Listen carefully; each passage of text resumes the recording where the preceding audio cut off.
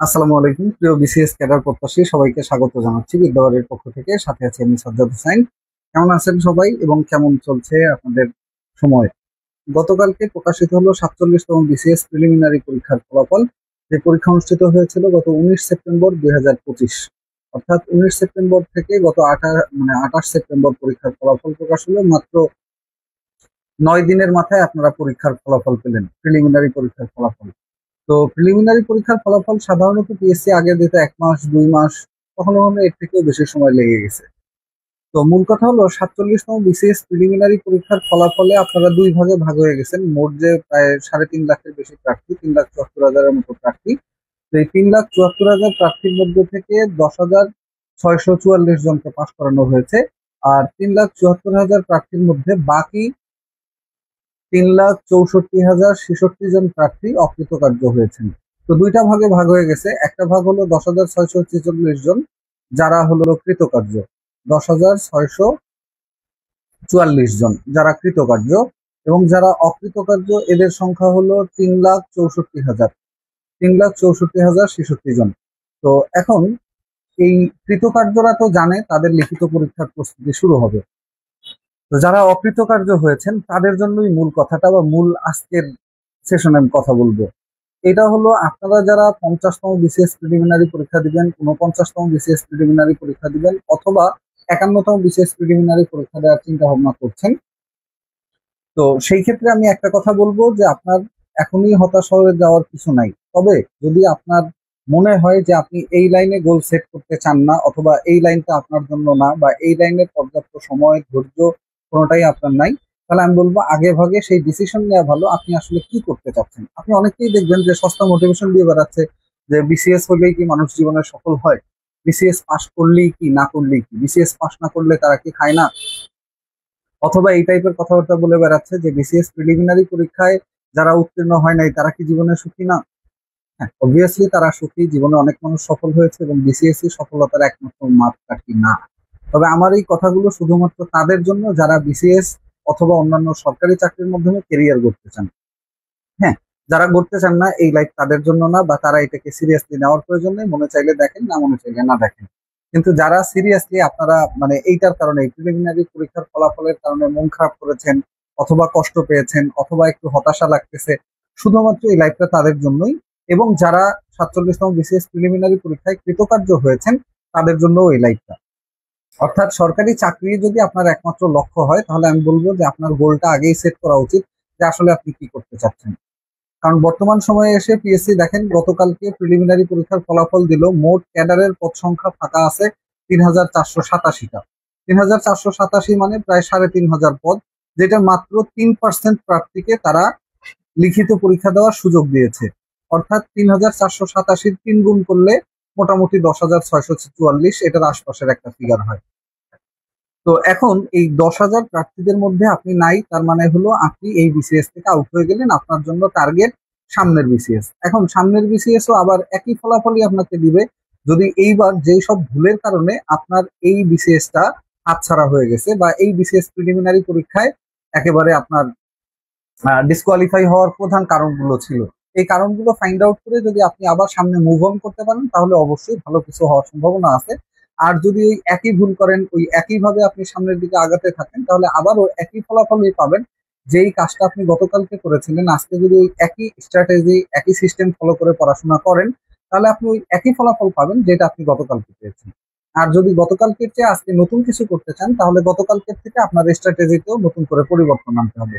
তো এইখানে আমি প্রথমেই যে গুরুত্বপূর্ণ কথাটা বলবো সেটা হলো আপনার ডিটারমিনেশন ঠিক করা, যে আসলে আপনি কি চাচ্ছেন। যদি মনে করেন যে বিসিএস আপনার ক্যারিয়ার বা সরকারি চাকরি আপনার ক্যারিয়ার, আপনি আমার মতো মধ্যবিত্ত পরিবারের কেউ, যাদের আসলে ওরকম খুব বেশি ক্যাপাবিলিটি নাই যে ফিনান্সিয়ালি বড় একটা বিজনেস শুরু করতে যেই টাকা দরকার এটা নাই, অথবা ফ্যামিলি সাপোর্ট নাই যে আপনি বিদেশ চলে যাবেন, অথবা আপনার এই পরিমাণ সাপোর্ট নাই যে একটা সরকারি চাকরি না করলে একটা কোম্পানির চাকরি করে আপনি নিজে চলবেন, ফ্যামিলিকে চালাবেন। তো এই সকল প্রার্থীদের জন্য আমার একটাই কথা থাকবে যে আপনারা অনেক বেশি সিরিয়াস হওয়ার প্রয়োজন। বর্তমানে চাকরির একটা মৌসুম চলতেছে, অর্থাৎ বর্তমানে দেখেন কতগুলো সার্কুলার চলতেছে। সামনে হলো এই বছরই 49তম বিসিএস প্রিলিমিনারি পরীক্ষা, এই বছরেই হলো আপনার 50তম বিসিএস প্রিলিমিনারি পরীক্ষার সার্কুলার, বর্তমানে চলছে প্রধান শিক্ষক নিয়োগের নন ক্যাডার সার্কুলার। এছাড়া আরেকটা সার্কুলার চলতেছে বর্তমানে, সেই সার্কুলারটা হলো আপনার সহকারী পরিচালক পদে, দুদকের সহকারী পরিচালক, এরপর পিএসসির সহকারী পরিচালক, এরকম যে বড় বড় নবম গ্রেডের পদগুলো, এই পদগুলোর সার্কুলার চলতেছে। তারপর সামনে আসতেছে প্রাইমারি সহকারী শিক্ষক নিয়োগের সার্কুলার, তারপরে আপনার সার্কুলার আসতেছে শিক্ষক নিবন্ধনের সার্কুলার। তো এরকম আরো অনেকগুলো সার্কুলার এই বছরে আপনারা পাবেন, এবং অনেকগুলো পরীক্ষা এই বছরের মধ্যেই অনুষ্ঠিত হবে, অথবা আগামী বছরের প্রথমার্ধ অর্থাৎ জানুয়ারি বা ফেব্রুয়ারির মধ্যে অনুষ্ঠিত হবে। এখন আপনাকে ডিসিশন মেক করতে হবে যে আপনি এখন থেকে নিয়ে আগামী দিনগুলো কিভাবে কাটাবেন। অর্থাৎ আপনার এই প্রত্যেকটা মুহূর্ত গড়ে দিবে যে আপনি কি করবেন অথবা কি করতে পারবেন না। কারণ আপনি যদি এখন আজকে হতাশ হয়ে যান, তাহলে তো আর আপনার পড়া সামনে আগাচ্ছে না। আপনি যদি হতাশার মধ্যে ডুবে যান, তাহলে তো আপনি এদিক বা ওদিক কোনো দিকেই সময় দিতে পারছেন না। অর্থাৎ সরকারি চাকরি অথবা বেসরকারি চাকরি, অথবা কোম্পানি অথবা ব্যবসা, অথবা আপনার সরকারি চাকরির প্রস্তুতি, কোনোটাই হবে না। তো এই জন্য আমি বলবো যে আপনারা যারা বিসিএস নিয়ে সিরিয়াস হতে চাচ্ছেন, তাদের জন্য আসলে হতাশা না, তাদের জন্য শুধুমাত্র একটা জিনিস, যে failure is the pillar of success. এই যে কথাটা বলা হয়, যে অনেক প্রার্থী আপনি দেখবেন যে জীবনে 2 বার 3 বার 4 বার 5 বার বিসিএস প্রিলিমিনারি পরীক্ষা ফেল করছে, কিন্তু একবার প্রিলিমিনারি পাস করছে এবং সেই একবারই সে ক্যাডার হয়ে গেছে। এরকম অনেক নজির আছে। এইবারই বিসিএস প্রশাসন ক্যাডারে যারা কৃতকার্য হয়েছেন, এর মধ্যে অনেক প্রার্থী এরকম আছেন যারা গত 3টা 4টা বিসিএস প্রিলিমিনারি পরীক্ষায় বারবার খারাপ করেছে, বা বারবার বিসিএস প্রিলিমিনারি পরীক্ষাতেই আটকে গেছে। তো এখন বর্তমান যে সময়, সেই সময়তে বোঝা যাচ্ছে যে পিএসসি যে স্ট্র্যাটেজিটা ফলো করতেছে, সেই স্ট্র্যাটেজিটা হলো আপনার যে প্রিলিমিনারি পরীক্ষাতেই অধিকাংশ প্রার্থীকে বাদ দিয়ে দিবে, তাহলে লিখিত পরীক্ষা কম মানুষের নিতে হবে, ফলাফল দিতে খুব দ্রুত হবে, এবং তাদের যে চূড়ান্ত ফলাফল সেই পর্যন্ত পৌঁছাতে, অর্থাৎ তাদের যে পিএসসি রোড ম্যাপ, 1 বছরে একটা বিসিএস শেষ করা, সেই রোড ম্যাপটা ফলো করা তাদের জন্য ইজি হবে। এই স্ট্র্যাটেজিটা পিএসসি আগাচ্ছে। যেমন আমি যদি আপনাদেরকে পরিসংখ্যান বলি, লাস্ট 40তম বিসিএস, 40তম বিসিএস এর প্রিলিমিনারি পরীক্ষায় পাশ করানো হয়েছিল 20,277 জন, যেখানে টোটাল পদ সংখ্যা ছিল মাত্র 1903টা, অর্থাৎ প্রায় 10 গুণ বেশি প্রার্থী প্রিলিমিনারি থেকে লিখিত পরীক্ষা দেওয়ার সুযোগ পেয়েছিল। এরপরে 41তম বিসিএস এ 2166টা পদের বিপরীতে পাশ করানো হয়েছিল 21,000 মানুষকে, অর্থাৎ এই সংখ্যাটাও প্রায় 10%-এর কাছাকাছি, বা 10%, 9.72% প্রার্থীকে পাশ করানো হয়েছিল, যেখানে এইবার পাশ করানো হয়েছে মাত্র 3% প্রার্থীকে। এবং গত আমার যে 46তম বিসিএস প্রিলিমিনারি, ওইখানেও প্রথম পর্যায়ে পাশ করানো হয়েছিল 10,638 জনকে, এবং পরবর্তীতে আবার গ্রেস দিয়ে আরো 10,000, অর্থাৎ মোট 21,352 জন প্রার্থীকে পাশ করানো হয়েছিল, যেটা মোটামুটি মোট শূন্য পদের বিপরীতে 3,140টা শূন্য পদের বিপরীতে 3.39%। এবং 45তম বিসিএস এ পাশ করানো হয়েছিল 5 গুণ বেশি প্রার্থীকে, বা 5.5 গুণ বেশি প্রার্থীকে। তো এখন থেকে আপনার এই পরীক্ষাগুলোতে পাশ করানো হবে মোটামুটি আপনার মোট পদ সংখ্যার বিপরীতে 3 বা 4 গুণ, যেটা আমরা গত 44তম বিসিএস এ দেখেছি, বা 45তম বিসিএস এ দেখেছি, যে প্রার্থী প্রিলিমিনারি পরীক্ষাতেই সব বাদ হয়ে যায়। মোটামুটি ধরেন এই বিসিএস এ 97% প্রার্থী বাদ হয়ে গেছে প্রিলিমিনারি পরীক্ষা থেকে। তো 97% প্রার্থী প্রিলিমিনারি পরীক্ষা থেকে বাদ হওয়া মানে কি, আপনার কম্পিটিটর থাকতেছে মাত্র 3% প্রার্থী, এবং এই 3% প্রার্থী মানে হলো মোট 10,000 প্রার্থী, যার মধ্যে শূন্য পদ আছে 3,500, অর্থাৎ প্রতি 3 জনে 1 জনের চাকরি হবে ক্যাডার পদে, এবং নন ক্যাডার পদে যদি ভালো একটা ফিগার আসে, তাহলে প্রতি ধরেন 2 জনে 1 জনের চাকরি হবে এখান থেকে, ক্যাডার অথবা নন ক্যাডার পদে। যারা একবার প্রিলিমিনারি পরীক্ষা কোয়ালিফাই করতে পারে, তারা মোটামুটি একটা চাকরি পাওয়ার পথে অনেকখানি এগিয়ে থাকে। আমি বলবো যে অনেকখানি কেমন, যদি সে ভালো একটা লিখিত পরীক্ষা দিতে পারে, ভাইবা পরীক্ষা এখন খুব বেশি মেজর ফ্যাক্ট না, যদি প্রিলিমিনারি পরীক্ষায় কোয়ালিফাই করতে পারে, তার একটা চাকরি হওয়ার সুযোগ অনেক বেশি বেড়ে যায়। তো আমি বলবো যারা আজকে গতকালকে পরীক্ষার ফলাফলে খারাপ করেছেন, বা প্রিলিমিনারি উত্তীর্ণ হতে পারেননি, তারা খুব বেশি হতাশ হওয়ার কিছু নেই, বরং এই সময়টাকে প্রপারলি কাজে লাগাতে পারলে আপনার সামনে অনেক বড় একটা সুযোগ আছে। সামনের সুযোগটা কেমন, সামনে বিসিএস প্রিলিমিনারি পরীক্ষা আছে, একই সাথে 49তম 50তম বিসিএস প্রিলিমিনারি পরীক্ষা, এবং এর বাইরে আছে প্রধান শিক্ষক, এরপর আমার ওই যে বললাম সহকারী পরিচালক পদের পরীক্ষাগুলো, এরপর খাদ্য অধিদপ্তরের পরীক্ষা তো এই মাসেই হচ্ছে, তারপরে খাদ্য অধিদপ্তরের বাকি পরীক্ষাগুলো দ্রুত হয়ে যাবে। তো এতগুলো পরীক্ষার মধ্যে এখন যদি আপনি হতাশ হয়ে বসে থাকেন, তাহলে এইটা আপনার সময়কে নষ্ট করবে, এবং আপনার লক্ষ্য থেকে আপনাকে দূরে সরাই দিবে। আপনার লক্ষ্য যদি ঠিক থাকে, তাহলে আপনি জাস্ট আপনার লক্ষ্যে আবারও নতুন করে লেগে যেতে হবে, এবং আপনার হাতে সময় আছে খুবই অল্প। অর্থাৎ যারা 49তম বিসিএস প্রিলিমিনারি পরীক্ষা দিতে যাচ্ছেন, তাদের হাতে সময় আছে 49তম বিসিএস প্রিলিমিনারি পরীক্ষা আগামী 10 অক্টোবর। তো 10 অক্টোবর পরীক্ষা মানে আপনার হাতে সময় আছে 49তমের জন্য কতদিন? আজকে হলেও সেপ্টেম্বর মাস শেষ, মাত্র 9 দিন বা 10 দিন সময় আছে। তো এই 9 দিন বা 10 দিন সময়ের মধ্যে 49তম বিসিএস প্রিলিমিনারি আপনার প্রস্তুতি কমপ্লিট করতে হচ্ছে। 50তম বিসিএস এর সার্কুলার যদি 1 নভেম্বর হয়, 50তম বিসিএস প্রিলিমিনারি পরীক্ষার তারিখ ঘোষণা করা হতে পারে মোটামুটি সব মিলিয়ে ধরেন জানুয়ারি অথবা সর্বোচ্চ ফেব্রুয়ারি মাস। সেক্ষেত্রে 50তম বিসিএস এ অ্যাপ্লাই করার পরে নভেম্বর মাসের 1 নভেম্বর থেকে অ্যাপ্লাই শুরু হবে এবং 30 নভেম্বর পর্যন্ত সার্কুলারের অ্যাপ্লিকেশন চলবে। তো অ্যাপ্লিকেশন শেষ হওয়ার পরে হাতে থাকবে ডিসেম্বর জানুয়ারি মাস, 2 মাস বা সর্বোচ্চ 2.5 মাস। তো এই যে সময়টা এখন থেকে যদি আপনি শুরু করেন, যথেষ্ট একজন প্রিলিমিনারি পরীক্ষার্থী প্রিলিমিনারি পরীক্ষায় উত্তীর্ণ হওয়ার জন্য। কিন্তু আপনাকে প্রপার স্ট্র্যাটেজি বা প্রপার কৌশল অবলম্বন করতে হবে। প্রপার কৌশল কেমন? বিসিএস প্রিলিমিনারি পরীক্ষার এই 200 নম্বরের পরীক্ষাটা দেখেন, এইবারের পাস মার্ক কিন্তু 50% বা তার আশপাশের রেঞ্জে ছিল। মোটামুটি আমার পরিচিত অনেকের কাছেই মেসেজ দিয়ে যেটা জানতে পেরেছি, কেউ 95, 96, কেউ 98, কেউ 100 এই মার্কে পাশ করেছে, যেটা 200 মার্কের প্রিলিমিনারি পরীক্ষায় মোট মার্কের মাত্র অর্ধেক।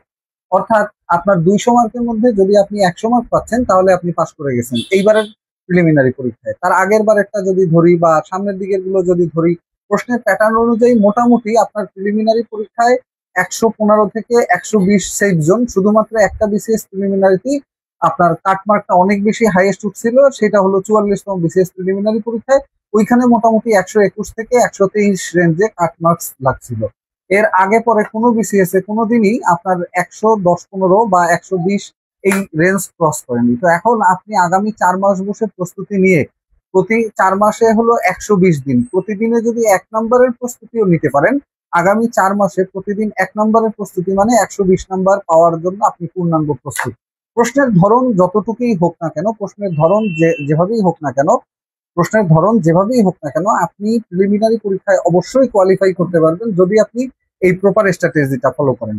যে আমাদের অনেকেই জানে না বিসিএস প্রিলিমিনারি পরীক্ষার জন্য কি কি বই পড়তে হয়, কিভাবে পড়তে হয়, কতটুকু অংশ পড়তে হয়, কোন অংশগুলো বাদ দিতে হয়, যার ফলাফল হিসেবে সে ধরেন বাজারের একটা বই কিনে আনলো এবং এই বইটা পুরো আগা থেকে মাথা বা শুরু থেকে শেষ পর্যন্ত পড়তে থাকলো। এখন ধরেন 10টা সাবজেক্ট আছে বিসিএস প্রিলিমিনারি পরীক্ষার জন্য। 10টা সাবজেক্টের মধ্যে একটা হলো বাংলা সাহিত্য এবং বাংলা ব্যাকরণ। এই দুটো অংশ মিলে বাজারে একটা বই পাওয়া যায়, বাংলা ব্যাকরণ ও সাহিত্য বা বাংলা ভাষা ও সাহিত্য নামে। এই বইটা বিভিন্ন প্রকাশনীর আছে। তো আপনাদের প্রত্যেকেরই পড়ার টেবিলে বাংলা ব্যাকরণ এবং সাহিত্যের একটা বই আছে। নেই এরকম কেউ আমার বোধহয় এখানে নেই। ইংরেজি সাহিত্য এবং ইংরেজি গ্রামার এই দুইটা মিলেও একটা বই আপনাদের টেবিলে প্রত্যেকেরই আছে। তো দুইটা বই মিলে মোটামুটি পৃষ্ঠা সংখ্যা হবে 2000+। বাংলা এবং ইংরেজি দুই বই মিলে পৃষ্ঠার সংখ্যা হবে 2000+। এরপরে যদি ধরি আপনার বাংলাদেশ বিষয়গুলি এবং আন্তর্জাতিক বিষয়গুলি, এই দুইটা সাবজেক্টের ক্ষেত্রে বাংলাদেশ বিষয়গুলি ধরেন 600 পৃষ্ঠার কাছাকাছি, আন্তর্জাতিক বিষয়গুলিও 500 থেকে 600 পৃষ্ঠার কাছাকাছি। তো 6-6 1200 পৃষ্ঠা আরো দুইটা সাবজেক্ট, এই টোটাল আপনার 2000 আর 1200 মানে 3200 পৃষ্ঠা। এই 3200 পৃষ্ঠা মিলে আপনার নাম্বার কত? বাংলা এবং ইংরেজিতে 70 এবং বাংলাদেশ আন্তর্জাতিক বিষয়গুলিতে 50। এই মোট 120 মার্ক 200 মার্কসের মধ্যে। 200 মার্কসের মধ্যে 120 মার্কসের জন্য যদি আপনি 3200 পৃষ্ঠার বই পড়েন, তারপরে তো আরো অনেকগুলো সাবজেক্ট বাকি আছে। যেমন ধরেন যদি বিজ্ঞান, কম্পিউটার এই দুইটা বইয়ের কথা বলি, 300-400 পৃষ্ঠার কম না বাজারের যে কোনো বই। তো প্রত্যেকটা 400-400 পৃষ্ঠার হলেও আরো 800 পৃষ্ঠা, অর্থাৎ 4000 পৃষ্ঠা, এবং নাম্বার বাড়লো আরো 30। এই গেল আপনার 150 নাম্বার। এই 150 নাম্বারের বাইরে আপনার থাকে ভূগোল, পরিবেশ বিষয়গুলি। এটার উপরেও 300 থেকে 350 পৃষ্ঠার বই পাওয়া যায় বাংলাদেশে। যে পরীক্ষার প্রস্তুতির বইগুলো পাওয়া যায় প্রিলিমিনারি পরীক্ষার জন্য, ভূগোল ও পরিবেশের বই, সেটাও 300-400 পৃষ্ঠার কম না। ধরেন যদি আমরা এই 4000 পৃষ্ঠার সাথে আরো 400 পৃষ্ঠা ধরি, 4400 পৃষ্ঠা। এরপরে ভূগোল ও পরিবেশের পরে নৈতিকতা সুশাসন, সেটাও মোটামুটি 200 পৃষ্ঠার কম না, অর্থাৎ 4600 পৃষ্ঠা। এই 4600 পৃষ্ঠার পাশাপাশি এখনো বাকি থাকলো আমাদের মানসিক দক্ষতা এবং গাণিতিক যুক্তি। গাণিতিক যুক্তি, মানসিক দক্ষতা এই অংশটা থেকে যদি আমরা ধরি, একটা গণিত বই বাজারের কোনো বই 400-500 পৃষ্ঠার কম না। ধরেন আরো 500 পৃষ্ঠা মানে 5100 পৃষ্ঠা। এবং নৈতিকতা মানে কি বলে আমাকে, মানসিক দক্ষতা অংশের জন্য মোটামুটি বাজারের বই সেটাও 300-400 পৃষ্ঠা। অর্থাৎ গণিত এবং মানসিক দক্ষতা মিলাই যদি আরো 800 পৃষ্ঠা ধরি, সেক্ষেত্রে 4600 প্লাস 800, অর্থাৎ আপনার 5400 পৃষ্ঠা বা 5500 পৃষ্ঠা পড়তে হবে আপনার আগামী 5500 পৃষ্ঠা পড়তে হবে আগামী 120 দিনে। 120 দিনে 5500 পৃষ্ঠা বা 5500 পৃষ্ঠা, হ্যাঁ, এটা হলো আপনার প্রায় 450 পৃষ্ঠা করে ধরেন পরে। ভাগে কত পৃষ্ঠা করে আপনাকে পড়তে হচ্ছে। যারা একেবারেই নতুন, কিছু জানেন না, অথবা যারা জানেন কিন্তু যা জানেন তা দিয়ে পরপর 3বার বিসিএস প্রিলিমিনারি ফেল করছেন, 2বার ফেল করছেন, বা প্রত্যেকবার একেবারে সীমান্ত বা মার্জিনের কাছাকাছি গিয়ে, ধরেন কাটমার্ক ছিল 100, কাটমার্ক ছিল 95 বা 97, আপনি পেয়েছেন 90, কাটমার্ক ছিল 95, আপনি পেয়েছেন গিয়ে 87, আপনি পেয়েছেন 88। এভাবে বারবার পিছলে যাচ্ছে যাদের প্রিলিমিনারি পরীক্ষাটা। তো তাদের জন্য আমি বলবো এই 5,500 পৃষ্ঠা আপনাকে স্ট্র্যাটেজিক্যালি শেষ করতে হবে, যার মধ্যে প্রথম কথাটা হলো যেই অংশটা আপনি পড়ছেন ওইখান থেকে কোনো প্রশ্ন আসলে আমি একেবারে 5টা বিষয় ফাইন্ড আউট করে দিচ্ছি যা আপনার প্রিলিমিনারি পরীক্ষায় বারবার ডিসকোয়ালিফাই থেকে আপনাকে বের করে আনবে। এবং আমি নিজে আমার বিসিএস পরপর টানা 3টা বিসিএস প্রিলিমিনারি পরীক্ষায় উত্তীর্ণ হওয়ার অভিজ্ঞতা থেকে বলছি এই কথাটা, যে আপনি বিসিএস প্রিলিমিনারি পরীক্ষার জন্য যে প্রস্তুতিটা নেবেন সেই প্রস্তুতিটা অনেক কম্প্যাক্ট হওয়া দরকার। কম্প্যাক্ট বলতে কি বোঝায়? 1 নম্বরে আপনি যা পড়ছেন তার মধ্য থেকে প্রশ্ন আসলে ভুল করা যাবে না। অর্থাৎ আপনি যা পড়েছেন, ধরেন একটা টপিক আপনি পড়েছেন বাংলাতে সমাস, এখন সমাস থেকে প্রশ্ন আসলে যদি প্রত্যেকবারই আপনার প্রশ্ন মিস হয়ে যায় তাহলে আপনার প্রস্তুতিতে ফাঁকা আছে বা ঘাটতি আছে। তাই 1 নম্বর কথা হলো আপনার পড়া জিনিসে ভুল করা যাবে না। আপনার যে পড়া জিনিস সেইখানে ভুল হওয়া মানেই আপনি বিসিএস প্রিলিমিনারি পরীক্ষায় আর কোয়ালিফাই করতে পারবেন না। 2 নম্বর হলো বিগত বিসিএস থেকে বা বিগত প্রশ্ন থেকে যদি কোনো প্রশ্ন কমন আসে এই প্রশ্ন ভুল করা যাবে না। বিগত প্রশ্ন থেকে যে প্রশ্নগুলো কমন আসছে, এইবারের বিসিএস পরীক্ষায় দেখেন অনেক বিগত বিসিএস প্রিলিমিনারি পরীক্ষার প্রশ্ন সরাসরি কোনো প্রশ্ন কমন আসেনি, কিন্তু ওই প্রশ্নের ব্যাখ্যা থেকে বা ওই একই টপিক থেকে বিসিএস এ অন্তত 100-র বেশি প্রশ্ন ছিল বিগত প্রশ্নের আলোকে। আর এর মধ্যে যে প্রশ্নগুলো ছিল তার মধ্যে অন্তত বিসিএস প্রিলিমিনারি পরীক্ষায় পাশ করতে ধরেন 100 মার্ক যাদের ছিল তারা কনফার্ম পাশ করছে। আপনার 200 প্রশ্নের মধ্যে 100 প্রশ্ন না, কমপক্ষে 120 থেকে 30টা প্রশ্ন মাস্ট বি কমন ছিল। সেটা আমাদের লেকচার শিট বলেন, বাজারের ওই 5,500 পৃষ্ঠার বই বলেন, বা অন্য যে কোনো বইপত্র, লেকচার শিট, ক্লাস, টপিক যেখান থেকে আপনি পড়েন না কেন, কমপক্ষে 120 থেকে 130 মার্ক বা তার চেয়ে বেশি মার্কস আপনার কমন ছিল। কিন্তু এই কমন জিনিসগুলো বা পড়া জিনিসগুলো আপনার ভুল হয়ে গেছে এবং বিগত প্রশ্ন থেকে আসা প্রশ্নগুলো আপনার ভুল হয়ে গেছে। 3 নম্বর যে জিনিসটা ভুল করা যাবে না সেটা হলো আপনার সহজ গণিত। সহজ গণিত এটা কোনোভাবেই ভুল করা যাবে না। সহজ গণিত কেমন? কিছু গণিত প্রশ্ন আছে যেগুলো একেবারে দেখলেই চোখে চোখে বা একবার চোখে চোখে মনে মনে হিসাব করে নিলেই এই গণিতের সমাধান করা যায়। এরকম অন্তত 4-5টা 6টা 7টা গণিত থাকে। তো এইবারও অন্তত এরকম 5-7টা গণিত প্রশ্ন ছিল যেই প্রশ্নগুলো দেখে সমাধান করে ফেলা যায়। এই গণিত প্রশ্নগুলো যারা পারেননি তারা ওই 5-7 মার্ক পিছিয়ে গেছেন। ওই যে বললেন আপনি 87 পেয়েছেন কিন্তু কাটমার্ক ছিল 95, আপনি ধরেন বাকি যে 8 মার্কের ঘাটতি ছিল ওই 8 মার্কের 5-7 মার্ক গেছে আপনার গণিতে হাতছাড়া হয়ে। এরপর 4 নম্বর জিনিস যেটা সেটা হলো গ্রামার। গ্রামারের 2টা অংশ আছে, একটা হলো বাংলা গ্রামার, একটা হলো ইংরেজি গ্রামার। তো বাংলা গ্রামার এবং ইংরেজি গ্রামারে আপনি যদি একেবারে হাতে গুনে গুনে ধরেন বিসিএস প্রিলিমিনারি পরীক্ষায় বাংলা গ্রামার এবং ইংরেজি গ্রামার এই 2টা গ্রামার থেকে কমপক্ষে 10 বা 12টা টপিক আছে, যেই 12টা টপিক থেকে যদি আপনি পড়েন কমপক্ষে 12 বা 14টা প্রশ্ন কমন পাবেন। যদি বাংলা গ্রামার থেকে এরকম 14টা টপিকের নাম বলি এবং ইংরেজি গ্রামার থেকে এরকম 14টা টপিকের নাম বলি, এই 14টা টপিক থেকে কমপক্ষে 14টা প্রশ্ন অথবা তার থেকে বেশি। ধরেন আপনি এই 2টা অংশ থেকে 14টা টপিক থেকে কমপক্ষে 15 দুগুণে 30টা প্রশ্ন কমন পেয়েছেন।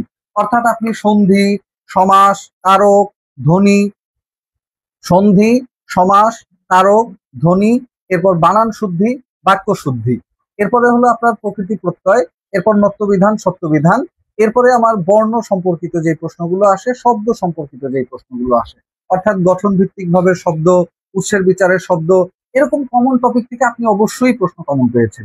কিন্তু দেখা গেল প্রশ্ন আপনি কমন পেয়েছেন ঠিকই, বাট এই প্রশ্নগুলো আপনি উত্তর করতে পারেননি।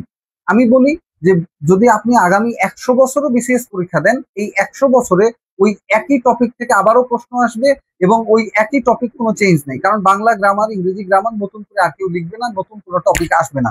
যেমন ইংরেজি গ্রামারের ক্ষেত্রে এরকম গুরুত্বপূর্ণ কিছু টপিক আছে, নাম্বার, জেন্ডার, জেরান্ট, পার্টিসিপল, এরপর ভয়েস চেঞ্জ, এরপর ন্যারেশন, এরপর ইডিয়ম ফ্রেজ, অনওয়ার্ড সাবস্টিটিউশন, এরপরে আমার গ্রুপ ভার্ব, এরপর আমার প্রিপোজিশনাল ফ্রেজ, এরপর আমার ক্লজ। তো এই ধরনের যে টপিকস গুলো আছে, টপিকস গুলো যখনই আপনি শেষ করছেন আপনার এইটা মাথায় রাখতে হবে যে আমি গ্রামার পড়ছি, সেটা হোক বাংলা গ্রামার অথবা ইংরেজি গ্রামার। গ্রামারের আমি যেই টপিকটা আজকে পড়বো এই টপিকের উপর থেকে যেই ধরনের প্রশ্ন করুক আল্লাহর দুনিয়ায়, যে কোনো ধরনের প্রশ্নের উত্তর আমি খুব সুন্দরভাবে করতে পারবো এবং আমার কোনো ভুল ত্রুটি হবে না প্রশ্নের উত্তর করার ক্ষেত্রে। ধরেন আমি সমাস পড়ছি, মানে হলো সমাস থেকে প্রশ্নের ধরন যাই থাকুক, সমাস থেকে কি কি প্রশ্ন হতে পারে, কোন কোন ধরনের প্রশ্ন হতে পারে, বিগত সালে কি প্রশ্ন হয়েছে এবং কোন প্রশ্নগুলো বারবার আসে, এটা যদি বুঝে আপনি প্রস্তুতি নেন তাহলে সমাসের নাম্বার আপনার নিশ্চিত হবে। প্রকৃতি প্রত্যয় কয়টা নিয়ম আছে প্রকৃতি প্রত্যয় শেখার ক্ষেত্রে? হ্যাঁ, প্রকৃতি প্রত্যয় যেমন মানব, মানব শব্দের প্রকৃতি প্রত্যয়টা কি, এই ধরনের যে বিষয়গুলো আছে। আবার ধরেন সন্ধি সম্পর্কে বা কারক সম্পর্কে বিসিএস এর সিলেবাসে থাকে না, কিন্তু কারক সম্পর্কে প্রশ্ন আসে। এই ধরনের যে যদি প্রত্যেকটা টপিক আপনি ধরে ধরে প্রস্তুতি নেন তাহলে প্রত্যেকটা টপিক থেকে আপনি একটা করে মার্ক নিশ্চিত করলে 14-15টা টপিক শেষ করা মানে ওই 14-15 মার্ক আপনার নিশ্চিত হয়ে যাওয়া। ইংরেজি গ্রামারের ক্ষেত্রেও সেম জিনিস। ইংরেজি গ্রামারের ক্ষেত্রে আমি যদি বলি যে আপনার গ্রুপ ভার্ব থেকে প্রশ্ন আসে, আপনার অ্যাপ্রোপ্রিয়েট প্রিপোজিশন থেকে প্রশ্ন আসে, ইডিয়ম ফ্রেজ থেকে প্রশ্ন আসে, অনওয়ার্ড সাবস্টিটিউশন থেকে প্রশ্ন আসে, নাম্বার জেন্ডার থেকে প্রশ্ন আসে, জেরান্ড পার্টিসিপলের পার্থক্য থেকে প্রশ্ন আসে। এরপর আমার আরেকটা গুরুত্বপূর্ণ টপিক হলো ভয়েস চেঞ্জ, এখান থেকে প্রশ্ন আসে। এরকম টপিক ধরে ধরে যদি একটা একটা করে টপিক, যেটা আমরা ক্লাসগুলোতে করাই থাকি, যে ধরেন যে ক্লাসে আমি যেদিন যেটা সম্পর্কে পড়লাম, যেমন ধরেন আমার গ্রামারের মধ্যে এরকম টপিক গুলো, একটা টপিক যেদিন ধ্বনির ক্লাস হলো, ওইদিন ধ্বনি এবং বর্ণ সম্পর্কে যা যা আছে সব আপনি বিস্তারিত বুঝে ফেললেন। তো তাহলে কি হবে, আপনার এই নাম্বারটা আরই হবে না। আর এইবার যারা অল্পের জন্য বেঁচে গেছেন 47তম বিসিএস প্রিলিমিনারি, অর্থাৎ পাশ করেছেন ঠিকই, কিন্তু পাশ করবেন কি করবেন না এটা নিয়ে দ্বিধাদ্বন্দ্বে ছিলেন, টানাপোড়েনের মধ্যে ছিলেন, তাদের জন্য ওই একই কথা, বিশেষ প্রিলিমিনারি প্রস্তুতিটাই আসল। সামনের দিনগুলোতে পিএসসির যে পরীক্ষার স্ট্র্যাটেজি বা পিএসসির যে পদ্ধতি, অর্থাৎ মোট পরীক্ষার্থী 3 লাখ, সেইখান থেকে 3 লাখ থেকে বা 3.5 লাখ থেকে, বা এইবার পরীক্ষার্থী ছিল 3,74,000, 3,64,000 প্রার্থীকে তারা আউট করে দিয়েছে বিসিএস প্রিলিমিনারি পরীক্ষায়।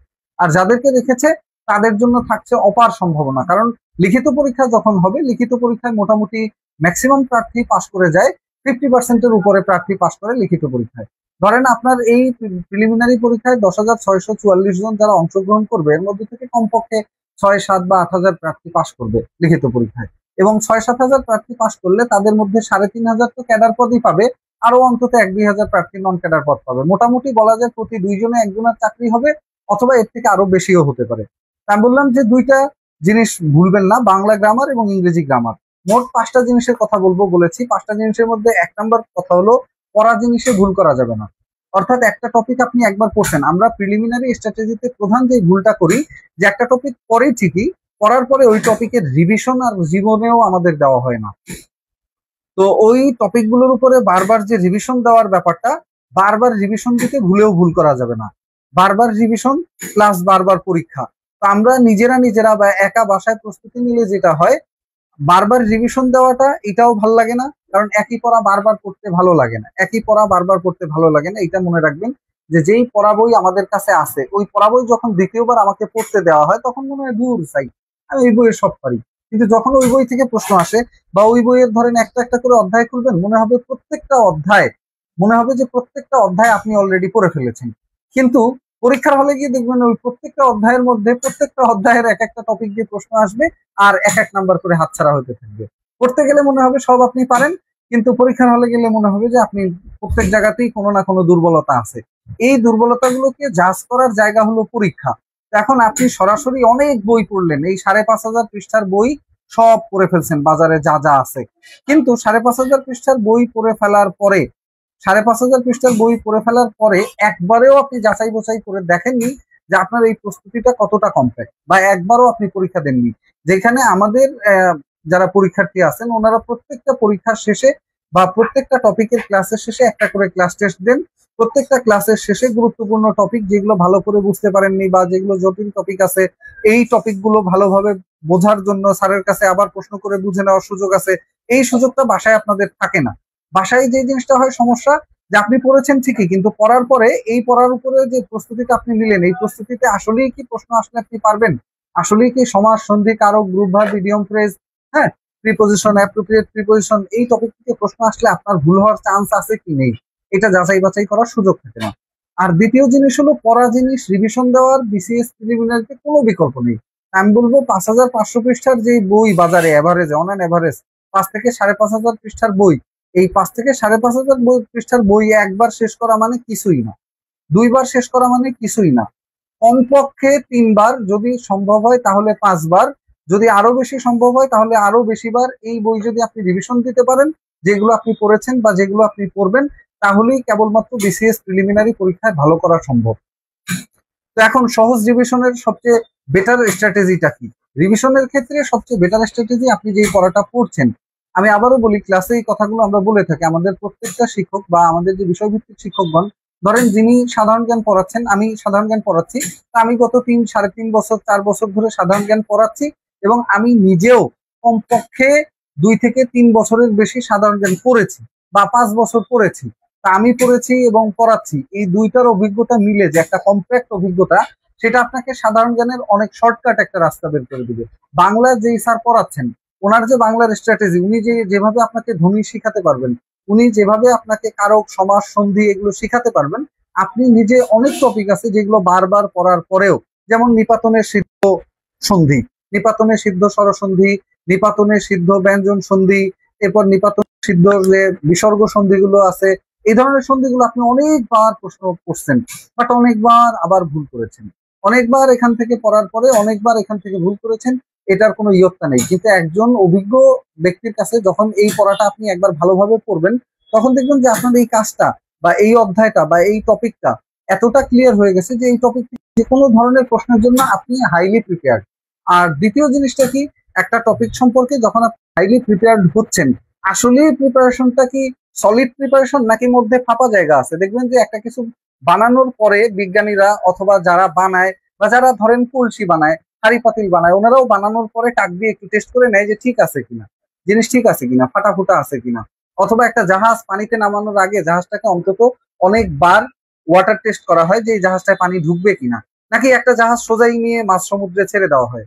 তা আপনি আমি যেটা করতেছি, প্রস্তুতি অনেকখানি নিচ্ছি, বাট কমপক্ষে 50 থেকে 100টা মডেল টেস্ট যদি আপনি না দেন, অধ্যায় ভিত্তিক, বিষয় ভিত্তিক, final model test, review test, এগুলো আপনি না দিলে আপনি আপনার প্রস্তুতির কি অবস্থা, কোথায় খুঁত আছে, প্রস্তুতিতে আর কোন কোন জায়গাগুলো ভালো করা দরকার, প্রস্তুতির যে বিষয়গুলো আছে এই বিষয়গুলোর ক্ষেত্রে আপনি কোথায় দুর্বল আছেন, কোথায় স্ট্রং, অর্থাৎ কোথায় আপনার সময় দেওয়া প্রয়োজন এবং কোথায় আপনার সময় দেওয়া প্রয়োজন হয়, কোন জায়গাগুলোতে আপনি সময় দিয়েছেন ঠিকই কিন্তু আউটপুট আসেনি, কোন জায়গাগুলোতে সময় দিয়েছেন আউটপুট পেয়েছেন কিন্তু এখনো হুদাই ওইখানে সময় দিচ্ছেন। যেমন অনেক প্রার্থী আছে আপনার যার শুধু সাধারণ জ্ঞানই করতে ভালো লাগে, অঙ্ক করতে ভালো লাগে না, আর বারবার বলবে স্যার আমি গণিতে ভয়ঙ্কর দুর্বল, আমাকে এটা বুদ্ধি দিন। আমি তাকে বলবো যে আপনি প্রতিদিন 2 ঘন্টা গণিত করেন, কিন্তু দেখবেন যে গণিত বই হাতে নিলে 2 ঘন্টা তো ভালো, 20 মিনিট গণিত করার পর মনে হয় যে এই সাবজেক্টটা কঠিন, এটা আমি করবো না। আর কঠিন দেখে করি না, এই কারণেই আমি ওটা পারি না। আপনারা দেখবেন যারা গণিত পারে না, ম্যাক্সিমাম প্রার্থীর মূল সমস্যাটা হলো সে করে না। তো আপনার এই যে গণিত চর্চার জায়গাটা, এই জায়গাটা কেন তৈরি হয় না? কারণ গণিতকে সহজভাবে বোঝার জন্য আপনার কোনো ওয়ে নাই। যদি হ্যাঁ আপনার আশপাশে এমন কেউ থাকে যে আপনাকে গণিত পড়ায় দিবে ধরে ধরে, যে আপনাকে ইংরেজি গ্রামারটা সহজে বুঝাই দিবে, যে আপনাকে বাংলা গ্রামারের সলিড জায়গাগুলো বুঝাই দিবে, যে আপনাকে জেনারেল নলেজ কিভাবে পড়তে হয়, এত পৃষ্ঠার বই কিভাবে পড়লে পড়াগুলো মনে থাকে, কোন ট্যাকটিক্স বা কোন ট্রিক্স গুলো ইউজ করতে পারেন, এরকম যদি কেউ থাকে আপনি তার শরণাপন্ন হন, তার বুদ্ধি নেন। আপনি আপনার নিজের বুদ্ধিতে, আমি বলবো যে 5 বার বিসিএস প্রিলিমিনারি পরীক্ষা দিয়েছে কিন্তু পাশ করার পরেও একবারও লিখিত পরীক্ষা পাশ করতে পারেনি, অথবা 5টা প্রিলিমিনারি পরীক্ষা দিয়েছে একবারও প্রিলিমিনারি কোয়ালিফাই করেনি, এরকম মানুষের কাছ থেকে বুদ্ধি নেওয়ার চেয়ে যে একবার বিসিএস প্রিলিমিনারি দিয়ে একবারে কোয়ালিফাই করছে এবং একবারই বিসিএস প্রিলি লিখিত ভাইবা 3টাই কমপ্লিট করে আসছে, সে যেই বুদ্ধিটা আপনাকে দিতে পারবে, একজন অপ্রস্তুত ব্যক্তি বা একজন এমন ব্যক্তি যে জীবনেও বিশেষ পরীক্ষা সম্পর্কে জানে না, তার কাছ থেকে বুদ্ধি নিলে সেই বুদ্ধি আপনাকে বহুদূর আগায় দিবে তা তো নাই, বরঞ্চ আপনি যতটুকু আগায় যাওয়ার রাস্তা ছিল সেই রাস্তা থেকে আপনাকে গোমরা করে দিবে। ধর্মীয় ভাষায় বলা হয় গোমরা করে দেওয়া, মানে পথভ্রষ্ট করে দেওয়া। অর্থাৎ আপনার মনের মধ্যে একটা ভালো চিন্তা ভাবনা আসছিল যে একটা কম্প্যাক্ট প্রস্তুতি নিবেন, এই বই পড়বেন, এইবার ঘুরে দাঁড়াবেন, কিন্তু হঠাৎ করে পাশ থেকে একজন বললো ধুর ভাই, এই বা এগুলা প্রস্তুতির জন্য এত টাইম লাগে নাকি, আমি তো এরকম করছি, আমি তো এতগুলো বই কিনছি, এই যে দেখ আমার টেবিল ভর্তি বই, খালি এই বইগুলো কিনে পড়ে ফেলবি তাহলে দেখবি কাজ শেষ। কিন্তু আপনি গিয়ে খোঁজ নিয়ে দেখেন যে সে নিজে 5 বার প্রিলিমিনারি পরীক্ষা দিচ্ছে, একবারও প্রিলিমিনারি কোয়ালিফাই করেনি। এরকম পণ্ডিতের অভাব নাই আপনার আশপাশে। এই পণ্ডিতরা আপনার যতটা না উপকার করবে তার চেয়ে অন্তত 10 গুণ বেশি ক্ষতি করে দিবে। কারণ একটা ভুল স্ট্র্যাটেজি শুধুমাত্র একদিনের জন্য ভুল স্ট্র্যাটেজি না, বরঞ্চ একটা ভুল স্ট্র্যাটেজি হলো আপনার ক্যারিয়ার থেকে 1 বছর নষ্ট করবে, 2 বছর নষ্ট করবে, ইভেন কি আপনার পুরো ক্যারিয়ারটা নষ্ট করে দিতে পারে। আপনি 2-3 বছর ধরে পড়বেন, কোনো কিছুই হচ্ছে না, ফাইনালি আপনি একেবারে হতাশ হয়ে পড়াশোনা বাদ দিয়ে অন্য লাইনে চলে যাচ্ছেন। কারণটা কি? আপনার স্ট্র্যাটেজিক্যালি ভুল হচ্ছে। যদি মানুষের দ্বারা অসাধ্য হতো তাহলে এই যে 10,644 জন মানুষ পাশ করছে, এই 10,644 জন মানুষ পাশ করছে না। পার্থক্য তার আর আপনার মধ্যে, সেও টেবিলে সময় দিয়েছে, আপনিও টেবিলে সময় দিয়েছেন। সেও ওই বইগুলোই পড়েছে যেগুলো বাজারে পাওয়া যায়, আপনিও ওই বইগুলোই পড়েছেন যেগুলো বাজারে পাওয়া যায়। বাট পার্থক্যটা কোথায়? পার্থক্যটা হলো কর্মপদ্ধতি বা টেকনিকে। অর্থাৎ ওই বইগুলো সে যেভাবে পড়েছে, ওই বইগুলো থেকে সে যেভাবে নাম্বারটা তুলেছে, ঠিক সেইভাবে আপনি করতে পারেননি। হ্যাঁ, কারণ হলো আপনার মডেল টেস্ট যে আমি বলছি, টেস্ট মানে কি, আপনি জাহাজটা মাঝ সমুদ্রে পাঠাবেন, এখান থেকে অন্তত জাহাজটা 100, 200, 1000, 2000, 5000 কিলোমিটার জার্নি করে আবার এখানে ব্যাক আসতে হবে। তো এই জাহাজটা আসলে পানির উপর ভেসে থাকার ক্যাপাবিলিটি রাখে কিনা সেটাই আপনি জানেন না। আপনি পুরা বই পড়ে ফেলছেন, কিন্তু আপনি এখনো জানেন না যে আপনার যে টপিক গুলো পড়েছেন সেই টপিক গুলোর মধ্যে একটা টপিক আপনার কমপ্লিট কিনা, ফুললি কমপ্লিট কিনা। একটা হলো কমপ্লিট আর একটা হলো ফুললি কমপ্লিট। দুইটা শব্দের পার্থক্য বলি আপনাদেরকে, একটা হলো ফিনিশ, একটা হলো কমপ্লিট। যেমন বিয়ে করে আমার লাইফ কমপ্লিট হয়েছে, মানে আমি পূর্ণাঙ্গ হলাম, জীবনে আমি শান্তিতে আছি। আর বিয়ে করে আমার লাইফ ফিনিশ, আমারটা ফিনিশ না। মানে just example, as an example, যে আপনি ফিনিশ আর কমপ্লিটের পার্থক্য বুঝতে হবে। আপনি যেটা বাসায় নিজে নিজে করতেছেন সেটা হলো ফিনিশ, যে আমি এই বইটা পড়ে ফিনিশ করে ফেলছি। বাট ওইখান থেকে প্রশ্ন আসলে আপনি পারবেন কিনা সেটা গ্যারান্টি আপনি দিতে পারবেন না। ওইখান থেকে প্রশ্ন আসলে সেই প্রশ্নটা আপনার কমন পড়ছে কিনা ইভেন সেই জায়গাটা ধরারও আপনার ক্যাপাবিলিটি নাই। আর আপনি বারবার এর ওর মানে দোষ দিচ্ছেন যে এইটার কারণে হয় নাই, ওইটার কারণে হয় নাই। ইস, আর 2000 প্রার্থী বেশি পাশ করলে আমার হইতো, ইস আর 3 মার্ক বেশি হলে আমার হতো, ইস পরীক্ষার দিন রাত্রে যদি ঘুমটা ভালো হতো তাহলে আমার হতো। এই জায়গাগুলো থেকে বেরিয়ে এসে প্রপার স্ট্র্যাটেজিতে আসেন, 6 মাস প্রপার ভাবে প্রস্তুতিটা নেন। এবং আমি বলবো আমাদের এইখানে যারা ক্লাস করেছেন, আমাদের এইখানে যারা পরীক্ষা দিয়েছেন, আমাদের এইখানে যারা রেগুলার স্যারের সাথে টপিক ভিত্তিক ক্লাসগুলো করে মডেল টেস্ট গুলো দিয়ে অ্যাসাইনমেন্ট বাড়ির পড়া যেগুলো দেওয়া হতো বাড়ির পড়াগুলো করে সুন্দরভাবে 6টা মাস কমপ্লিট করেছেন, তাদের এমন কেউ নাই যে তাদের জন্য এই 200 মার্কের মধ্যে 130 থেকে 140টা প্রশ্ন কমন আসে নাই। এখন 130 থেকে 40টা প্রশ্ন কমন আসলো ঠিকই, আপনি ভুল করে আসছেন সেখানে 30টা প্রশ্ন। তো ওই 30টা প্রশ্ন তো কাটা গেছেই, সাথে আরো 15 মার্ক নিয়ে গেছে। ফলাফল কি? ফলাফল আপনি পেয়েছেন হলো 95 বা 94 বা 93 বা 92 বা 88 বা 87। দেখা গেছে আপনি রেঞ্জের খুব কাছাকাছি থেকে হার মেনেছেন। কিন্তু ওই প্রপার স্ট্র্যাটেজি আপনাকে এই যে 5-7 মার্কের ঘাটতি, 10 মার্কের ঘাটতি, এই ঘাটতিগুলো থেকে বের করে আনবে এবং আপনাকে সুন্দরভাবে আপনার প্রস্তুতিটা কমপ্লিট করার সুযোগ করে দিবে। তা আপনি আপনার প্রস্তুতি কি কমপ্লিট করতে চান নাকি ফিনিশ করতে চান, এটা আপনার উপর ডিপেন্ড করে। আপনি কি এমন মানুষের কাছ থেকে বুদ্ধি নেবেন যে ওই বিষয়টা জানে, অথবা যে ওই বিষয়টা জানে না। যেমন ধরেন একজন ডাক্তার, আমাদের এলাকায় গ্রাম্য ডাক্তার বলে, ইংরেজিতে বলে কোয়াক, হাতুড়ি ডাক্তার। হাতুড়ি ডাক্তার মানে আমি ছোটবেলায় বুঝতাম যাদের কাছে আতুর আছে, অর্থাৎ হাতুড়ি যেটা দিয়ে লোহা মারে। হাতুড়ি ডাক্তার মোটেও সেরকম কিছু না। হাতুড়ি ডাক্তার হলো যে সর্বরোগের চিকিৎসক। তো সর্বরোগের চিকিৎসক আপনি আপনার আশপাশে অনেক পাবেন। আপনি যদি বলেন যে ভাই আমি তো প্রিলিমিনারি পরীক্ষা ভালো করিনি, আমি কি করতে পারি বা কিভাবে প্রস্তুতি নিতে পারি, দেখবেন আপনাকে গাইডলাইন দেওয়ার মতো প্রার্থীর অভাব নাই। কিন্তু সেই গাইডলাইন দেওয়া প্রার্থীর নিজের অবস্থা কি জিজ্ঞেস করবেন, দেখবেন যে তাদের মধ্যে 99% প্রার্থী নিজেরই কোনো দিক দক্ষিণ নাই, যে পাস তো করছে, পাস করার পরে এখন দিক পাচ্ছে না। আমি বলবো আপনি কার কাছ থেকে বুদ্ধি নেবেন এইটা আপনার বিবেচনার বিষয়। অর্থাৎ আপনি বুদ্ধি নিচ্ছেন এমন কারো কাছ থেকে যে সর্বরোগের ডাক্তার, পণ্ডিত, কিন্তু কোন রোগেরই বিশেষজ্ঞ না। যেমন ধরেন যে মাথার বিশেষজ্ঞ বা নাক কান গলার বিশেষজ্ঞ, যা হাড্ডির বিশেষজ্ঞ, যে স্কিনের বিশেষজ্ঞ, সে কিন্তু কখনোই যে যেটার বিশেষজ্ঞ ওর বাইরে গিয়ে পরামর্শ দেয় না এবং সে ওই জাতীয় রোগীদেরই ট্রিটমেন্ট দেয়। তা আপনি যার কাছ থেকে বুদ্ধি নিচ্ছেন সে হলো সর্বরোগ বিশেষজ্ঞ। আর বিদ্যাবাড়িতে যাদের সাথে আপনার সাথে দেখা হবে তারা হলো এক একটা বিষয় স্পেশালিস্ট। যে বাংলা পড়াচ্ছে সে বাংলাই পড়াচ্ছে, যেমন আমাদের ফুজাইল স্যার, যেমন আমাদের সালাম স্যার বা অন্যান্য স্যাররা। আবার যে গণিত পড়াচ্ছে সে গণিতই পড়াচ্ছে, যেমন আমাদের রফিক স্যার আছে, আমাদের সোহাগ স্যার আছে, আমাদের প্রবাল স্যার আছে। এই স্যাররা উনি খালি গণিতটা নিয়েই গত 2, 3, 5 বছর ধরে কাজ করছেন এবং পাশাপাশি উনি নিজেও বিভিন্ন কম্পিটিটিভ যে চাকরির পরীক্ষাগুলো দিয়ে পাশ করেছেন, ভাইবা দিয়েছেন এবং এই চাকরির বাজারে উনি কাজ করে যাচ্ছেন গত 2-3 বছর ধরে। বিভিন্ন বিষয় সম্পর্কে উনি অভিজ্ঞ। আবার ধরেন যিনি সাধারণ জ্ঞান পড়াচ্ছেন, আমি পড়াচ্ছি, আমাদের অব্র স্যার আছেন, আমাদের অন্যান্য স্যাররা আছেন, আবার বিজ্ঞানের মধ্যে আমাদের যে ইরফান স্যার আছেন। তো এই স্যাররা এক একজন এক একটা টপিকের স্পেশালিস্ট, যে আপনাকে ওই টপিকটা ভালোভাবে বুঝাই দিতে পারবে এবং ওই টপিকটা আপনার যতখানি দুর্বলতা আছে এই দুর্বলতা কিভাবে কাটাতে পারবেন, কিভাবে পড়তে হবে সেটার প্রপার গাইডলাইন দিতে পারবে। এখন যদি আপনি একজন কোয়াকের বুদ্ধিমতো এই কাজটা করেন যে আর দূর আমি দেখছি এগুলা, এগুলো কিচ্ছু না, আরে তুই নিজে নিজে করে সব উল্টায় ফেলবি, এরপর উল্টায় ফেলার পরিবর্তে আপনি নিজেই উল্টায় যাচ্ছেন বারবার, এবং বারবার খালি প্রিলিমিনারি পরীক্ষাতেই ডিসকোয়ালিফাই করছেন। অর্থাৎ দেখা গেছে 3 বার 4 বার 5 বার প্রিলিমিনারি পরীক্ষা দিচ্ছেন, 5 বারই ফেল করছেন। আমি শিওর যে আপনি ওই একই স্ট্র্যাটেজিতে, একই পদ্ধতিতে, একই পড়াশোনার, একই মানুষের বুদ্ধি নিয়ে যদি আবারও সামনে চলেন, ওই একই ফলাফল পাবেন যেগুলো আগে পেয়েছেন। ওয়েটা কি? ওয়েটা হলো যেই ভুলগুলো আপনার আছে সেই ভুলগুলো থেকে শিক্ষা গ্রহণ এবং সামনে মুভ অন করা।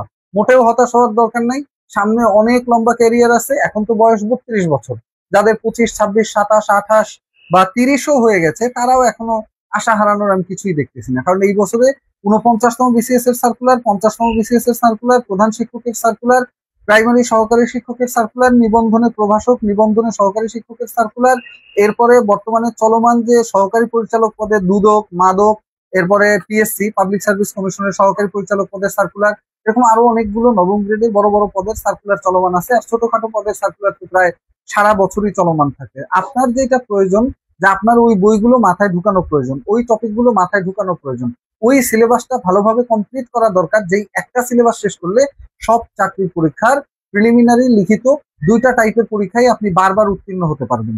আর যদি এটা না করেন তাহলে আপনার সিলেবাস কখনোই কমপ্লিট হবে না, আপনার সিলেবাস ফিনিশ হবে বারবার, এবং এই ফিনিশ আপনাকেই ফিনিশিং লাইনে পৌঁছায় দিবে। বুঝছেন না? আপনি যাদের বুদ্ধি নিয়ে চলবেন সেই বুদ্ধি দেওয়ার মতো যথেষ্ট যোগ্যতা তারা আছে কিনা এটারও কিন্তু আপনার চিন্তা ভাবনা করে বুদ্ধিটা নেওয়া উচিত। আপনি কার কাছে জিজ্ঞেস করছেন, কার কাছ থেকে বুদ্ধি নিচ্ছেন, এটা কিন্তু খুবই গুরুত্ব রাখে। আমি বলবো যে আপনার ক্যারিয়ারটা কোনো হেলাফেলার জিনিস না। আপনার আজকে চাকরি হওয়ার 1 বছর পিছায় যাওয়া মানে 1 বছরের বেতন থেকে আপনি বঞ্চিত হচ্ছেন। ফার্স্ট ক্লাস গেজেটেড অফিসার 1 বছরের বেতন যদি 22,000 স্কেলে 35,000 করেও ধরেন, 3 বারো 36 মানে 3,60,000, আর 5 বারো 60,000, মানে হলো 4,20,000 টাকা শুধু সলিড বেতন। এর বাইরে 2টা ঈদের বোনাস ধরেন 35, মানে 22, 22, 44,000 টাকা, অর্থাৎ আরো 44 মানে হলো 3,65,000 টাকা, মানে 4,65,000 টাকা। পাশাপাশি অন্যান্য যে ভাতা টাতা সব মিলে আপনি ধরেন 1 বছর চাকরিতে পিছায় যাওয়া মানে কমপক্ষে 5 লাখ টাকার স্যালারি আপনার হাতছাড়া হচ্ছে।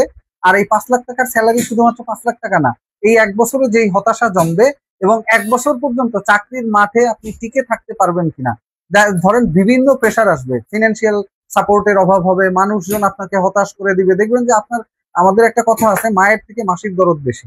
আপনার বাবা মার কোনো টেনশন নাই, তারা পয়সা দিয়ে আপনাকে পড়াবে। আপনার বাবা মার টেনশন নাই আপনার বিয়ে কবে হবে, কিন্তু আপনার পাড়া প্রতিবেশীর ঘুম নাই যে আপনার বিয়ে কবে হবে।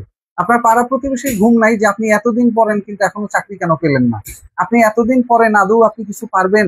আপনাকে নিয়ে নানা হতাশা এবং নিরাশার কথা শোনানোর জন্য আপনার আত্মীয় স্বজন, পরিবার পরিজন, এরা সব অপেক্ষায় আছে, এবং সবাই চায় যে আপনি আসলে খারাপ করেন, এবং দিন শেষে আপনাকে সেটা খোঁচা দিক যে জানতাম। এগুলো হয় না, আসলে কঠিন জিনিস, সবার দিয়ে বিসিএস সম্ভব না, সবার দিয়ে সরকারি চাকরি হয় না, আমরা জানি তো, কারণ সে নিজে কিছু করে না। আপনি যদি একজন রিক্সাওয়ালাকে বলেন যে আমি একটা বিমান বানাবো, রিক্সাওয়ালা হেসেই উড়াই দিবে, ধর মিয়া একটা রিক্সা বানায় দেখেন পারলে। আর আপনি যে একজন বৈমানিক বা যে একজন এরোনটিক্যাল ইঞ্জিনিয়ার, এরকম একজন মানুষের সাথে যদি বলেন যে আমি বিমান বানানোর চেষ্টা করতেছি, তাহলে সে আপনাকে অন্তত হতাশ করবে না, সে আপনাকে অথচ তুচ্ছ তাচ্ছিল্য ভাবে দেখার কোনো সুযোগ নাই। সে বলবে এটা সহজ কাজ এবং এটার এই ওয়ে আছে, আপনি আমার সাথে থাকলে। অথবা দেখবেন ডাক্তারের সাথে থাকতে থাকতে ডাক্তারের যে সহকারী আছে সেও অনেক সময় ডাক্তারের মতো হয়ে ওঠে।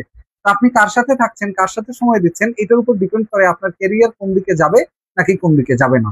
সো আমি বলবো যারা এই 47তম বিসিএস প্রিলিমিনারি পরীক্ষায় উত্তীর্ণ হতে পারেননি দেখে মন খারাপ, তাদের জন্য হতাশ হওয়ার কিছু নাই। এখনো অনেক কিছু দেখার বাকি আছে, এবং অনেক অনেক মানুষকে দেখানোর বাকি আছে। বিশেষ করে যারা চায় যে আপনি কোয়ালিফাই না করুন, যারা চায় যে আপনারা ভালো না করুন, এরকম দেখার মানুষগুলা যারা অপেক্ষায় বসে আছে, অন্তত তাদেরকে দেখাই দেওয়ার জন্য হইলেও আপনাকে ঘুরে দাঁড়াইতে হবে যে না, আসলে যুদ্ধটা এখনো শেষ হয় নাই। হ্যাঁ, যুদ্ধের মধ্যে জয় পরাজয় কোনোটাই চূড়ান্ত না, যতক্ষণ পর্যন্ত আপনি মাঠ না ছাড়তেছেন। এখন আপনি মাঠে টিকে থাকবেন নাকি মাঠ ছেড়ে দেবেন, এটা ডিপেন্ড করে আপনার উপরে, এবং এটা আপনার পারিপার্শ্বিক পরিস্থিতির উপরে অনেকটা ডিপেন্ড করে। আপনি কার সাথে চলতেছেন, সে আপনাকে কি বুদ্ধি দিচ্ছে, আপনার ফিনান্সিয়াল সাপোর্ট কেমন। হ্যাঁ, তো এই বিষয়গুলো দেখে যদি আপনি প্রস্তুতিটা শুরু করেন, তাহলে আপনার, আমি আশা করি অবশ্যই 6 মাস 8 মাস বা 1 বছর ভালো প্রস্তুতি, মানে একটা ভালো ক্যারিয়ার এবং মোটামুটি আগামী 30-35 বছরের জন্য আপনার জীবনটা স্বাচ্ছন্দ্য, আপনার ফ্যামিলি, আপনার বাবা মা, আপনার পরিবার পরিজন এবং আপনার অনাগত ভবিষ্যৎ প্রজন্ম, আপনার সন্তান সন্তানাদি সবার জন্য একটা ভালো সম্ভাবনার সুযোগ থাকবে। তো যারাই বিসিএস প্রিলিমিনারি অথবা প্রাইমারি সহকারী শিক্ষক, প্রাইমারি প্রধান শিক্ষক অথবা শিক্ষক নিবন্ধন পরীক্ষা অথবা যারা 11 থেকে 20 গ্রেডের অন্যান্য পরীক্ষাগুলোর জন্য প্রস্তুতি নিতে চাচ্ছেন, আমি বলবো কারো কোনো কোয়াক বা কোনো হাতুড়ে ডাক্তার বা হাতুড়ে কেরিয়ারের স্পেশালিস্ট এদের কাছ থেকে বুদ্ধি নেওয়ার প্রয়োজন নেই। আপনার বুদ্ধিটা আপনি সেট করেন। এবং ওই যে 5টা জিনিসের কথা বললাম, পড়া জিনিসে ভুল করা যাবে না পরীক্ষার হলে। বিগত প্রশ্নগুলো যেগুলো বারবার আসে এই প্রশ্নগুলো ভুল করা যাবে না। সহজ গণিত প্রশ্নগুলো কখনোই উত্তর ভুল করা যাবে না, যেটা আপনি বাসায় এসে দেখেন যে এখন মিলাতে পারতেছেন বাট পরীক্ষার হলে ভুল করে আসছেন, এই ভুলগুলো করা যাবে না। আর একটা বিষয় হলো বারবার রিভিশন দিয়ে পরীক্ষা দিয়ে এই জিনিসগুলোকে যাচাই করা, যা পড়েছেন কমপক্ষে 3বার 4বার 5বার রিভিশন দিয়ে কমপক্ষে ওই টপিকের উপরে 1বার 2বার আপনার করে পরীক্ষা দিয়ে, অর্থাৎ কমপক্ষে 50টা 100টা মডেল টেস্ট দিয়ে ফাইনাল টেস্টের আগে বা ফাইনাল এক্সামের আগে যদি নিজেকে ওই অবস্থানে রাখেন, নিজের কনফিডেন্স লেভেল ওরকম পর্যায়ে পৌঁছায় নিতে পারেন, তাহলে আপনাকে কেউ বিট করতে পারবে না। সেটা যেমন প্রশ্ন হোক, যে স্ট্যান্ডার্ডেরই হোক, কমপক্ষে 100 মার্ক পাওয়া আপনার জন্য অযোগ্যতার কোনো কাজ নাই। এই যে 47তম বিসিএসই দেখেন, 100 পাওয়ার যোগ্য আপনি ছিলেন, কিন্তু একটা ভুল স্ট্র্যাটেজি বা পড়াশোনার একটা ভুল পদ্ধতি বা একটা ভুল পরামর্শ বা আপনার করা কোনো একটা ভুল যেটা আপনাকে আজকে পাস করতে দেয় নাই, সেটা যদি আপনি আবারও কালকের পর্যন্ত জিইয়ে রাখেন, তো কালকেও একই ফলাফল পাবেন যেটা আজকে পেয়েছেন। সেই জন্য আমি বলবো move on, just get it out. যেটা চলে গেছে ওটাকে বের হয়ে যেতে দেন, মাথার মধ্যে ওটা রাখিয়েন না এবং মুভ করে নতুন জায়গায় আসেন, নতুন ভাবে শুরু করেন। প্রত্যেকটা সময় কি লিখছেন আপনি? এমডি জাহিদুল ইসলাম শান্তনু আসছেন কি করতে? জাহিদুল ইসলাম বলেন, শেষ বেলায় আসলেন, বড় বেলায় আমরা গুরুত্বপূর্ণ কথা বলছি। তো প্রত্যেকের জন্যই একটা কথা থাকবে, যারা প্রস্তুতির জন্য সবই এলোমেলো দেখতেছেন, সিলেবাসটাকে মহাসাগরের মতো দেখতেছেন এবং সিলেবাস বারবার ফিনিশ করছেন কিন্তু একবারও কমপ্লিট করা হয় নাই, তাদের জন্য পূর্ণাঙ্গ একটা প্রস্তুতির গাইডলাইন পাবেন হলো আমাদের বিদ্যাবাড়িতে। আমাদের বিদ্যাবাড়ির যে অফারটা এই মুহূর্তে চলমান আছে, 52% ডিসকাউন্টে ভর্তি চলছে এবং আমাদের এখানে ভর্তি হলেই যে আপনি পাস করে যাবেন এমন, পড়াশোনাটা আপনাকে করতে হবে, গাইডলাইনটা আমরা দিব। পড়াশোনাটা আপনাকে করতে হবে, প্রস্তুতি কিভাবে নেবেন সেই বুদ্ধিটা আমরা দিব। পড়াশোনাটা আপনাকে করতে হবে, জটিল টপিক গুলো স্যাররা বুঝিয়ে দিবেন। পড়াশোনাটা আপনাকে করতে হবে, প্রস্তুতির চূড়ান্ত পর্যায়ে যেটা আছে সেই চূড়ান্ত পর্যায়টা আমরা বুঝাই দিব যে কোন ভাবে পড়লে কোন টপিকটা ক্লিয়ার হয়ে যাবে, কোন ভাবে কোন টপিকের উপর নোট করে পড়তে হবে, কোন ভাবে কোন টপিকটা পড়লে এই টপিক থেকে সর্বোচ্চ নাম্বার তুলতে পারবেন। আর যদি আপনি কোয়াক বা হাতুড়িদের কাছ থেকে বুদ্ধি নেন, তাহলে হাতুড়ে ফলাফলই পাবেন যেগুলো আগে পেয়ে আসছেন। এই জন্য বলবো হতাশ হওয়ার কোনো ওয়ে নাই, আপনি হতাশ হবেন না, just move on, carry it out, যে আপনি আরেকটু সামনে এগিয়ে যান এবং সামনেই সফলতা হয়তো অপেক্ষা করতেছে। স্যার 93তে আসলো না, ওই তো বললাম 1 2 3 মার্ক বা 5 মার্ক এতটুকুই পার্থক্য থাকে। যারা সফল হয়েছে এবং হয়নি কিন্তু উভয়ই পড়াশোনা করেছেন, এই দুই পক্ষের মধ্যে পার্থক্য 4-5 মার্ক। সিস্টেমটা ভালো লাগে না আর যারা তথ্য দেয় তারা তো বিরক্তিকর আচরণ করে, আশা করি বিরক্তিকর আচরণ করবে না। আপনারা আমাদের হেল্পলাইন নাম্বারে কল করতে পারেন 09644333300, 09644333300। এই নাম্বারটা আমাদের হটলাইন নাম্বার। এই নাম্বারে যে কোনো তথ্যের জন্য, ইউনিয়ন সমাজকর্মীর পরীক্ষা কবে, খাদ্য অধিদপ্তরের পরীক্ষা কবে, অমুক পরীক্ষার সিলেবাস কেমন, প্রাইমারি প্রধান শিক্ষকের কি কি প্রশ্ন আসে, সিলেবাস কত নাম্বারের হয়, পরীক্ষা পদ্ধতি কি, নিবন্ধনের নতুন পরীক্ষা পদ্ধতি কেমন হতে পারে, এ ধরনের আপনার যত প্রশ্ন আছে আপনি আমাদের হটলাইন নাম্বার 09644333300, অর্থাৎ 4টা 4 3টা 3 2টা 0, এই নাম্বারে কল করে আপনি জানতে পারবেন আমাদের সম্পর্কে বিস্তারিত। আর পাশাপাশি শিক্ষক নিবন্ধন পরীক্ষা যারা দিবেন, নতুন পরীক্ষা পদ্ধতি সম্পর্কে আপনারা জানেন, প্রাইমারির জন্য নতুন পরীক্ষা পদ্ধতি সম্পর্কে জানেন। মোটামুটি সামনের দিনে সব পরীক্ষাগুলোই এমসিকিউ বেসড হয়ে আসছে, যেখানে এমসিকিউ এর ভালো প্রস্তুতি মানেই একটা চাকরি নিশ্চিত করা। এখন এমসিকিউ ভিত্তিক পরীক্ষার প্রস্তুতি কিন্তু একটু জটিল হয়। এই যে বললাম, বিসিএস এ 200 নম্বরের পরীক্ষায় 100 নম্বর তুলতেই অধিকাংশ প্রার্থী হাল ছেড়ে দিছে এবং 5000-এর বেশি প্রার্থী 100-র বেশি নাম্বার পায় নাই। আর বাকি 5000-এর বেশি প্রার্থী 100-র নিচে বা 100-র আশপাশের রেঞ্জে নাম্বার পেয়ে প্রিলিমিনারি কোয়ালিফাই করেছে। আর আপনি ওই 200-র মধ্যে 100 না পেয়ে হতাশ আছেন, অর্থাৎ 100-র থেকে কম 88, 90, 92, 87, 85 এরকম রেঞ্জে নাম্বার পেয়েছেন, অল্পের জন্য হাতছাড়া করেছেন। স্যাররা ভালোই, বাট অফিসের লোকগুলো বিরক্তিকর আচরণ করে। আচ্ছা ঠিক আছে, আপনারা জাস্ট আমাদের হটলাইন নাম্বার ছাড়াও যদি আরো বিস্তারিত তথ্য জানতে চান যে কোনো চাকরি প্রস্তুতি সম্পর্কে, www বিদ্যাবাড়ি.com। এই ওয়েবসাইটে ঢুকলে আপনারা BIDDA বিদ্যা BARI বিদ্যাবাড়ি.com www.বিদ্যাবাড়ি.com এই ওয়েবসাইটে গেলে আমাদের সম্পর্কে বিস্তারিত জানতে পারবেন এবং আমাদের যে ভর্তির প্রক্রিয়া, কোন ব্যাচে কতগুলো ক্লাস হয়, কোন ব্যাচের জন্য কোন স্যার ক্লাস নেবেন, কিভাবে ক্লাসগুলো হবে, ক্লাসগুলোর রেকর্ডিং কোথায় থাকবে, ক্লাসগুলোর পরে ক্লাসগুলোর যে PDF বা ক্লাসগুলোর যে পড়ার টপিক, এই বিষয়বস্তুগুলো কোথায় পাবেন, এই সব কিছু সম্পর্কে বিস্তারিত আমাদের ওয়েবসাইটে গেলে জানতে পারবেন www.বিদ্যাবাড়ি.com। অথবা আমাদের যে ইটা আছে, আমাদের যে হটলাইন নাম্বারটা আছে 09644433300, 3-4-3-3-00, 09644433300। আমি বলবো যে অনলাইনে দেশের যে কোনো স্থান থেকে আপনি যদি বিদ্যাবাড়ির সাথে প্রস্তুতি নিতে চান, one of the best option আপনার জন্য। এবং পাশাপাশি পড়াশোনাটা আপনাকে করতে হবে। যদি বলেন স্যার আপনাদের এখান থেকে কয়জন পাস করে, স্যার আপনাদের এখান থেকে পড়লে কি আসলে ফ্রিলি পাস করা যায়, আমি বলবো যে আপনি যদি পড়াশোনা করেন আমাদের সাথে 120টা প্রিলিমিনারি পরীক্ষার ক্লাস বা 80টা ক্লাসের ব্যাচ, এই ব্যাচগুলোতে যদি আপনি ভর্তি হন এবং ওই 80টা ব্যাচের 80টা ক্লাসের 80টা ক্লাসই আপনি কমপ্লিট করেন এবং ক্লাস নোটগুলো সুন্দরভাবে গুছিয়ে পড়তে পারেন, যতগুলো লেকচার শিট আপনাদেরকে দেওয়া হবে, আমাদের যে লেকচার শিট গুলো বাইরে ভর্তিকৃত স্টুডেন্ট ছাড়া কারো কাছে বিক্রি করা হয় না, এই লেকচার শিট গুলো সুন্দরভাবে পড়ে শেষ করেন, তাহলে আপনি পাস না করলে সেই দায়িত্ব আমাদের। কিন্তু এখন যদি আপনি ধরেন 10টা ক্লাস করলেন, 20টা ক্লাস করলেন, এরপর আর খবর নাই, হ্যাঁ একটু টপিক পড়লেন, এরপর আর খবর নাই, এরকম যদি আপনি প্রস্তুতি নেন তাহলে সেই প্রস্তুতিটা এইটার জিম্মাদারি কারণ না। আপনি সব কোচিং এ ভর্তি হলেও আপনার গাইডলাইন কেউ দিতে পারবে না, আপনাকে কেউ পাস করায় নিয়ে আসতে পারবে না। আপনাকে পাস করায় আনার যেই পদ্ধতি, সেই পদ্ধতিতেই সাজানো হয়েছে আমাদের কোর্সগুলো। চাই সেটা BCS হোক, চাই সেটা নিবন্ধন হোক, চাই সেটা প্রাইমারি শিক্ষক নিয়োগ প্রস্তুতি হোক, প্রাইমারি প্রধান শিক্ষক নিয়োগ প্রস্তুতি হোক, অথবা 11 থেকে 20তম গ্রেডের বিভিন্ন মন্ত্রণালয়ের যে কোনো একটা পরীক্ষা হোক। এই পরীক্ষাগুলোতে আপনি অবশ্যই অবশ্যই ভালো করতে পারেন এবং বাংলাদেশের যে কোনো অবস্থান থেকে আমাদের সাথে যারা ক্লাস করেছে বা এই মুহূর্তে যারা আমাদের বিভিন্ন ব্যাচে ভর্তি আছে তাদের কাছ থেকে জেনে নিতে পারেন আমাদের সার্ভিসগুলো কেমন এবং চোখ বন্ধ করে আমাদের উপরে ট্রাস্ট রাখতে পারেন। আমি দায়িত্ব নিয়ে বলছি, আপনি যদি ক্লাসগুলো রেগুলার করেন এবং সিলেবাসটা সুন্দরভাবে কমপ্লিট করতে পারেন, নট ফিনিশ, সিলেবাস কিন্তু ফিনিশ করা যাবে না, কমপ্লিট করতে হবে সুন্দরভাবে, তাহলে আপনি অবশ্যই অবশ্যই ভালো কিছু করার অনেক সুযোগ আছে আমাদের এইখান থেকে। এবং অনলাইনে দেশের যে কোনো স্থান থেকে শুধুমাত্র স্মার্টফোনটা থাকলে এখন যেভাবে লাইভটা দেখতেছেন আমাদের জুম লাইভ ক্লাসগুলো সুন্দরভাবে করতে পারবেন। তো ধন্যবাদ সবাইকে সাথে থাকার জন্য।